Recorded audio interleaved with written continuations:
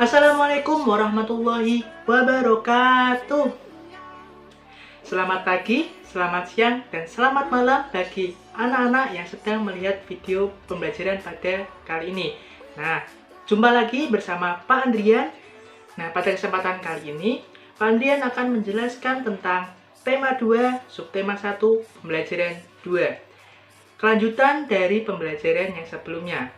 Sebelum kita memulai pembelajaran pada kali ini, marilah kita sama-sama membaca basmalah.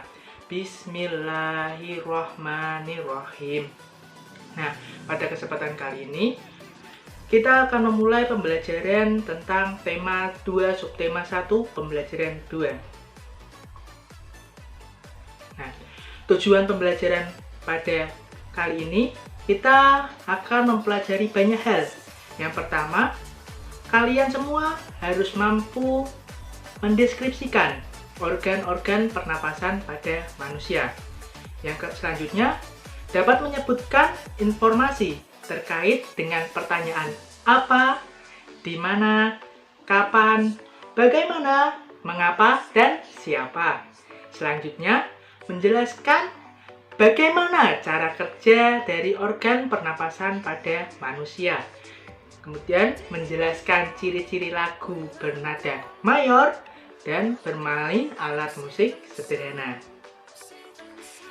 Nah, dari macam-macam tujuan pembelajaran ini, kita akan mendapatkan menu pembelajaran dari tema kali ini, yaitu pertama pembelajaran IPA membahas tentang pernafasan pada manusia, kemudian bahasa Indonesia, ini tadi ada kalimat apa, di mana, itu adalah sebagian dari kalimat pertanyaan. Dan yang terakhir yaitu SBDP. Ada yang tahu SBDP itu apa? Ya, seni budaya dan prakarya. Nah, dalam pembelajaran SBDP ini, kita akan mempelajari ciri lagu bertanda mayor dan permainan alat sederhana. Next, selanjutnya, kita memasuki materi yang pertama. Apakah masih ada yang ingat pembelajaran yang kemarin tentang pernafasan itu apa? Ya, pernafasan adalah memasukkan udara dari hidung dan menuju paru-paru. Nah, memasukkan oksigen dan mengeluarkan karbon dioksida, yaitu melakukan penukaran di dalam paru-paru. Nah, yang pertama, sistem pernafasan pada manusia. Nah, ini adalah gambar sistem organ pada manusia. Sistem pernafasan pada manusia. Di sini sudah diberikan angka-angka penunjuk bagi kalian. Nah, ada yang tahu gambar A itu apa? Ada yang tahu gambar A itu apa? Ya, benar. Yang organ yang pertama kali kita dapat lihat dengan mata biasa yaitu adalah hidung. Ya, setelah masuk hidung, kita akan bertemu dengan faring. Nah, faring ini adalah di sini ada mulut dan juga ada hidung. Ini memisahkan antara pernafasan manusia dan pencernaan manusia. Nah, selanjutnya adalah laring. Dan kemudian yang D ini adalah trakea atau pipa yang menghubungkan antara laring dan juga paru-paru. Kemudian ada bronkus. Bronkus ini terletak di sini, yaitu antara percabangan antara bronkus kanan dan bronkus kiri. Dan selanjutnya adalah paru-paru. Ini adalah sebagian besar dari paru-paru. Nah, yang paling bawah adalah otot diafragma atau diafragma. Nah, di sini yang membedakan antara, nanti kita akan bahas di sesi selanjutnya, yaitu pernafasan perut dan pernapasan dada. Nah, ini adalah paru-paru. kita telah memasuki paru-paru. Apabila paru-paru di zoom atau didekatkan lebih jelas, akan mendapatkan organ-organ seperti ini. Yang pertama dari A, paru-paru kanan. Nah, ini adalah paru-paru kanan. Nah, kemudian ada bronkus kiri. Nah, ini adalah bronkus kiri. Kemudian kalau ini adalah bronkus kanan. Kemudian ada C, otot dinding. Otot dinding ini ada di dalam di sini ya, dalamnya paru-paru ini nanti ada otot-otot dinding dari bronkus. Nah, selanjutnya di D ini adalah ruang udara di dalam bronkus. Ruang udara ini adalah dimana fungsinya kita apabila kita udara telah masuk akan diproses melalui ruang udara ini. Nah, ruang udara ini nantinya agar udara dapat masuk dengan baik dalam paru-paru. Kemudian E ini adalah bagian dalam bronkus. Di sini adalah bagian dalamnya bronkus. Yang F yaitu alveoli. F ini alveoli. Nah, alveoli ini berbentuknya seperti anggur, kecil-kecil, bulat-bulat. Nah, selanjutnya yaitu G ini harus ada ruang udaranya. Alveoli ini harus ada ruang udaranya agar nantinya mempermudah juga sistem kerja dari alveoli. Kemudian yang H ini adalah pembuluh darah. Jadi pembuluh darah ini nantinya yang mengalirkan darah dari paru-paru ini, yang di dalamnya pastinya ada oksigen yang dialirkan dalam seluruh tubuh. Kemudian juga yang I yaitu bronchiola. Nah, seperti yang dijelaskan tadi, hidung yang di awal yaitu memasukkan udara dari luar menuju ke dalam tubuh. Udara tersebut pastinya mengandung oksigen. Nah, di dalam rongga hidung terdapat rambut-rambut pendek atau rambut-rambut halus. Nah, fungsi dari rambut-rambut halus dari hidung ini adalah menyaring kotoran yang ada di luar untuk masuk ke dalam tubuh. Nantinya akan melindungi udara tetap bersih dan kita akan dalam proses pertukaran oksigen tidak tercampur kotoran. Nah, kotoran tersebut akan dilembabkan, pastinya tidak kering di dalam hidung, jadi dilembabkan oleh selaput hidung. Jadi di dalam hidung ini pasti rasanya berlendir dan sebagainya. Itu adalah hasil dari atau residu dari oksigen atau dari udara. Selanjutnya yaitu faring. Faring merupakan persimpangan antara saluran pernapasan pada bagian depan dan saluran pencernaan pada bagian belakang. Jadi ada perpisahan antara proses pencernaan dan proses pernapasan. Jadi setelah mulutnya ini di sini ada faring dan juga ada pernapasan. Jadi tidak tercampur. Jadi apabila kita saat makan, ingat ya, pada saat makan jangan berbicara. Karena di saat makan akan terbuka di faring ini. Apabila kita memakan dalam keadaan berbicara, nanti makanan itu akan masuk di saluran pernafasan. Hal ini menyebabkan seperti tersedak dan akan rasanya pernafasan akan terhambat seperti itu.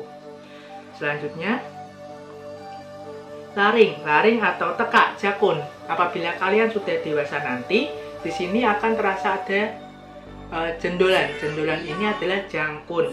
Nah, jangkun ini terdapat di bagian belakang faring. Nah, setelah faring sini kemudian ini ada jangkun. Nah, jangkun ini ada 9 susun tulang rawan berbentuk kotak-kotak. Kalau kalian raba ini akan terasa ya susunan dari tulang rawan tersebut. Selanjutnya trakea. Trakea tadi adalah tempat atau pipa yang dimana terdapat jaringan disebut silia. Nah, jaringan di dalam trakea disebut dengan silia. Nah, silia ini bergerak dan mendorong keluar debu-debu dan bakteri yang masuk. Jadi selaput hidung ini tidak murni bisa membersihkan, bersih sangat-sangat bersih, perlu ada double. Nah, dalam double perlindungan ini fungsi dari silea ini adalah mengeluarkan udara yang kotor, sehingga kadang kita akan merasa di sini penuh atau kerasa ada kotoran. Nah, sini ada fungsi dari silea tersebut untuk mendorong keluar debu yang kurang bersih dari selaput hidung, dari rambut-rambut hidung. Nah, kemudian ada bronkus, merupakan percabangan dari trakea. Tadi adalah antara bronkus kanan dan bronkus kiri. Nah, kemudian ada bronkiolus. Bronkiolus tadi adalah percabangan dari bronkus. Jadi, di dalam bronkus tersebut, di dalamnya lagi adalah ada bronkiolus. Nah, bronkiolus itu ada di dalam paru-paru yang melakukan percabangan udara di dalamnya. Nah, selanjutnya adalah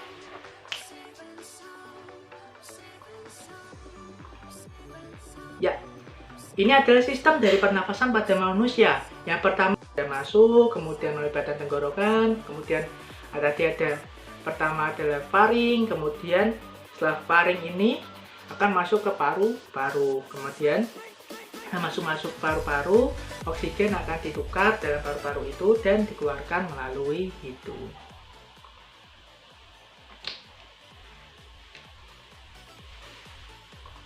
Nah, kemudian adalah kalimat pertanyaan. Kalimat pertanyaan ada apa, siapa, kapan, di mana, kemana, dari mana, kemudian ada mengapa, dan bagaimana. Apa ini berfungsi untuk menanyakan sesuatu yang berupa keadaan. Misalnya, kamu sedang apa yang sedang kamu lakukan, apa kegiatan yang akan kalian lakukan, adalah itu menanyakan sesuatu baik dalam keadaan maupun perbuatan. Kemudian siapa, jadi kalian tidak asingkan dengan pertanyaan siapa. Nah, itu menanyakan orang siapa orang yang terkait dengan kejadian tersebut. Kemudian kapan itu berupa kalimat tanya yang menunjukkan interval waktu. Kapan kalian berangkat sekolah, kapan kalian bermain, itu menanyakan waktu. Kemudian dan dari mana itu adalah pertanyaan tempat kalian setelah melakukan kegiatan atau tempat peristiwa yang sedang terjadi.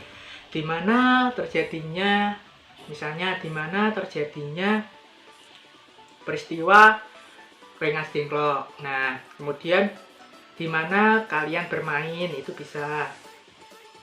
Kemudian mengapa itu menanyakan alasan terjadinya peristiwa tersebut. Mengapa adanya banjir, terus ada mengapa terjadinya tanah longsor, mengapa kamu bermain game. Nah, seperti itu, mempertanyakan alasan dari sebuah kejadian. Kemudian bagaimana itu menanyakan sebuah proses atau peristiwa yang terjadi. Bagaimana siklus hujan, bagaimana sistem pernapasan pada manusia, dan bagaimana selanjutnya. Nah, setelah ini nanti kalian coba membuat pertanyaan-pertanyaan dari apa, siapa, kapan, di mana, mengapa, dan bagaimana, atau bisa disebut 5W1H. Nah, itu akan di dalam sistem pernapasan. Silakan kalian buat dan bisa ditanyakan kepada orang-orang sekitar kalian. Nah, selanjutnya sini adalah mengenal tanda nada. Nah, tanda nada ini adalah merupakan susunan berjenjang dari do, re, mi, fa, sol, la, si, do. Dalam seni musik, tanda nada ada diatonis dan ada juga ada tanda nada diatonis. Nah, tanda nada diatonis ini ada 8 nada. 8 nada itu do, re, mi, fa, sol, la, si, do. Nah, dalam tanda nada diatonis ada 2 jenis, yaitu ada mayor dan juga ada minor. Nah, tanda nada berjarak 1,5, kemudian ada 1,1,1 dan setengah, atau do, re, mi, fa, sol, la, si, do. Ciri-ciri tanda nadanya diatonis bersifat riang, kemudian bersemangat, kemudian diawali dengan dan diakhiri dengan nada do. Nah, mari kita lihat musik berikut ini.